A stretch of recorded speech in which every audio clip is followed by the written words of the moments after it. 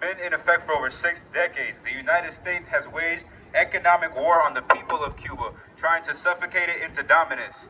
And despite sanctions, blockades, threats, and invasions, Cuba has stood strong against the U.S. empire. And it has not only survived, but it has shown the world that resistance against empire is possible and that revolution will prevail. The embargo, also known as el bloqueo, the main function is to completely isolate Cuba from the rest of the world. It prevents the import and the export of goods through restrictions imposed by the U.S. and consequences for any nation that attempts to challenge that.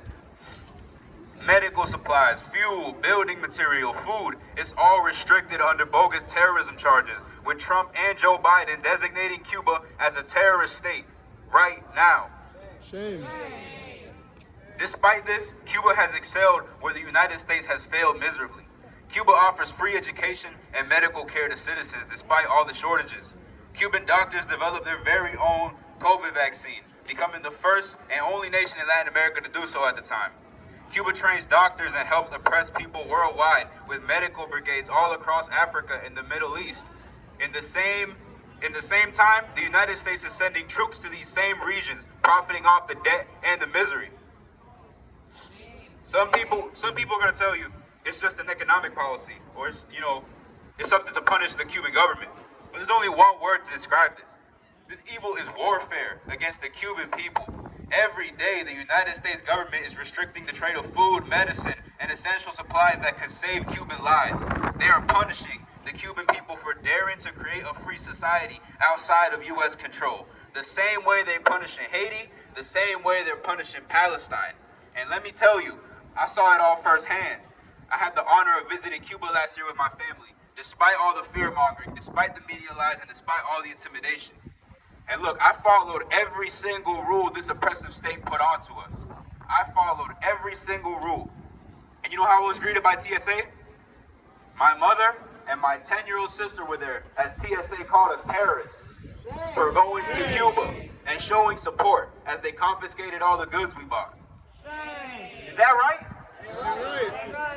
They tried to intimidate me because they fear the truth. They fear people like me and you learning the truth, that Cuba is not a terrorist state. Cuba is a beacon of hope and a model for oppressed people globally to follow. I want to mention that Cuba struggles not alone. Across the globe, nations under siege, Palestine under the weight of the apartheid occupation, Haiti under years of warfare, and the dozens of other relentless imperialist aggressions we see daily. The exact same logic, the exact same entities, and the exact same powers that justify this embargo on Cuba are the same ones funding Israel's war machine and all the aggression globally. The U.S. will use one hand in Israel to maintain its colonial grip, and the other will be used to strangle Cuba into isolation. This is what U.S. militarism looks like. They want you to know, if you resist, whether in Africa or the Caribbean, they will not compromise. They will bomb you, they will starve you, and they will silence you. And despite all this, we're all here today because their attempts at silencing us will never succeed.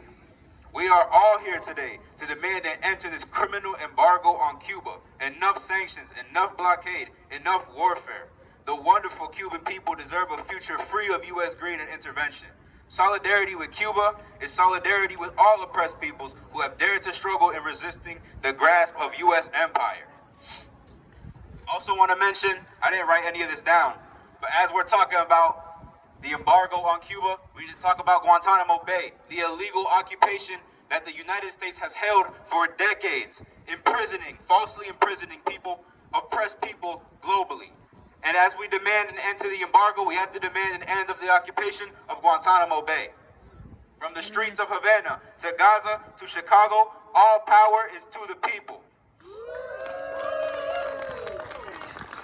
I'm going to start with a chant. Stop the lies, stop the hate. Stop the lies, stop the hate. Cuba's not a terrorist state. Cuba's not a terrorist state. Stop the lies, stop the hate. Stop the lies, stop the hate. Cuba's not a terrorist state.